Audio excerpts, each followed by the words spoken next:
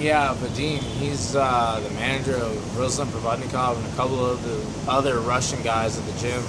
But he told me, he's like, yeah, we're going to pay you 10 grand to go over to Moscow and fight Mickey, and, we want you to take a fall in the second. So prior to going over to Moscow, you knew who Mickey Rourke was?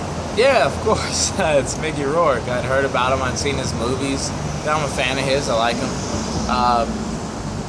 Yeah, I definitely knew who he was. And before we went off to Moscow, we were working out for a couple of weeks, sparring, getting ready for, Moscow fight. And at the time when I first started there, looking at a couple other guys in addition to me, but I was able to pull things together, and I ended up being the one they selected. Mickey was always super cool, super professional, paid me for the sparring. I never had any issues with him. Very, very nice with me. He's a good guy. So you sparred with Mickey how many times prior to the fight?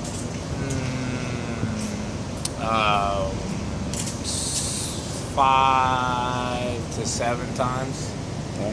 Tell me how the sparring sessions went. The sparring sessions were basically, they were telling me to pull my punches and not to hit him hard shots in the face, definitely, and be easy, just touch him with little shots to the body to give him, the feel of a fight. But I couldn't go all out. Again, I'm a guy who's, my record's 1-9, yes, but I've sparred with 6 dudes that are current or former world champions. I've never been dropped in the gym. And I had a fight stopped because I got dropped by a shot that would have knocked most guys out, but I got up, take a punch, and they were telling me, do not land hard shots. Did they tell you not to hit him in the face? Yeah. They told me not to hit him in the face. They said just, throw some jabs out there, shots that he can block that look good. They've got a little speed on him, but pull your shots at the end. So I did. So what exactly was said to you about the actual fight in Moscow? How were you told to perform? I was told specifically to go down in the second. So Vadim and his team told me to go down in the second. They told me to, come out in the first round, throw some jabs, feel it out. In the second round, catch a body shot and go. But they said specifically not to hit him in the face at all. Correct.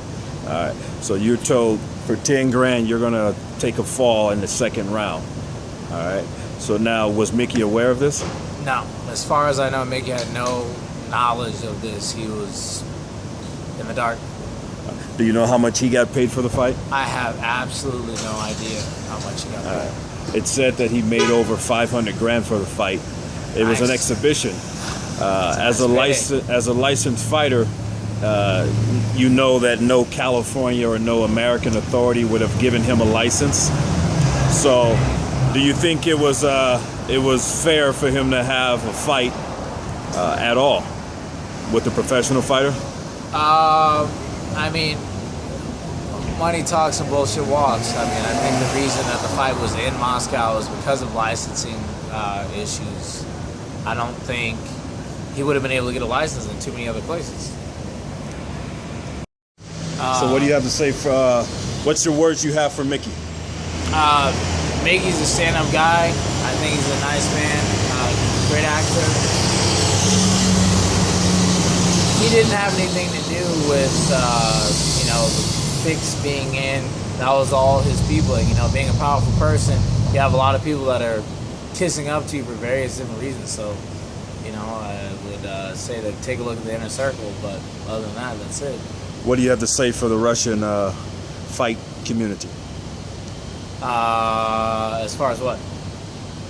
Any words for your Russian fans that you may have picked up?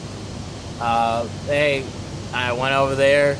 I had an agenda that I was given by people that were behind the scenes.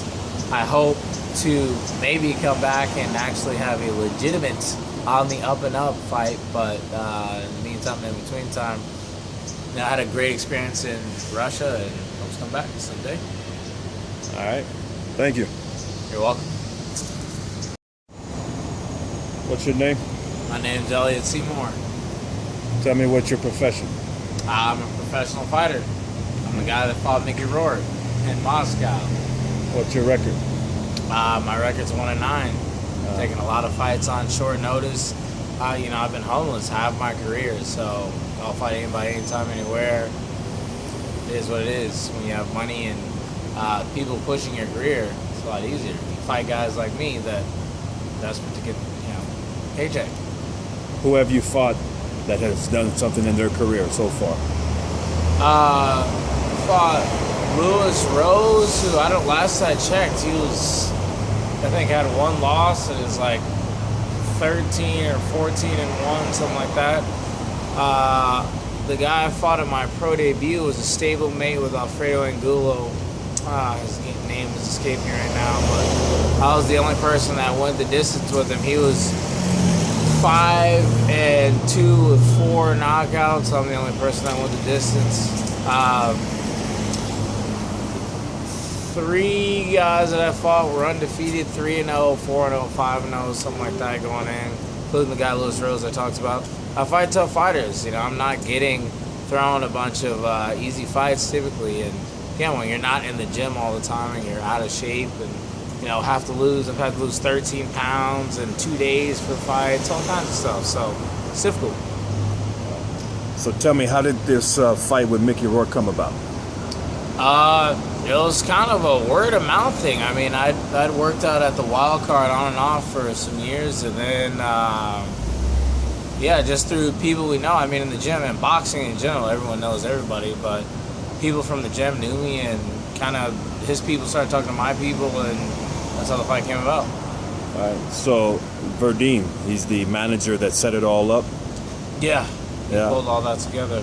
Yeah. Tell me his part. How did that happen with the conversations with him? He came and pulled me off to the side and was telling me about, Mickey wanted to do this fight, Moscow on the 7th, and he said,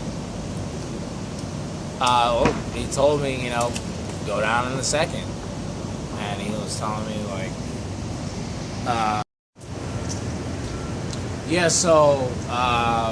went out to Moscow, was checked in the hotel and everything like that. But, when I got there was a gym in the hotel, but, I'm getting ready for a fight, as it were. And there wasn't a boxing gym at the hotel. And, I had nowhere to stretch or warm out.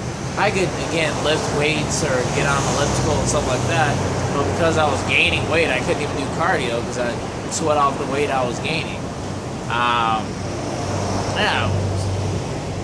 It was a situation that definitely wasn't ideal, and I was supposed to go to the press conference with Mickey, come downstairs and waiting, then they canceled that. It was all for show, basically. All right. So what did they treat you to once you got there? What were the Russian promoters treating you to? Pretty much everything was carte blanche. There was a lot of good-looking girls around the hotel. It was an interesting experience. It wasn't getting the ideal rest. It was, Why weren't you getting the rest? A lot of good-looking girls around the hotel coming and checking in, bedtime, as it were, nightcap, if you will. So they provided you with some girls? Well, I don't know if they provided me with some girls, but there was a lot of good-looking girls that I didn't know that showed up to the room. Excellent. So, were you given first-class treatment at the hotel with food and, your sleeping accommodations? Yeah. Yeah. The hotel was nice. So they took care of you there. Flew over on a nice airline. You didn't have to hold a crate for your seat. I didn't. I was not in the cargo bay. I was treated to a good seat. Excellent. All right. So overall, your experience in Russia was nice. The experience in Russia was nice, yeah.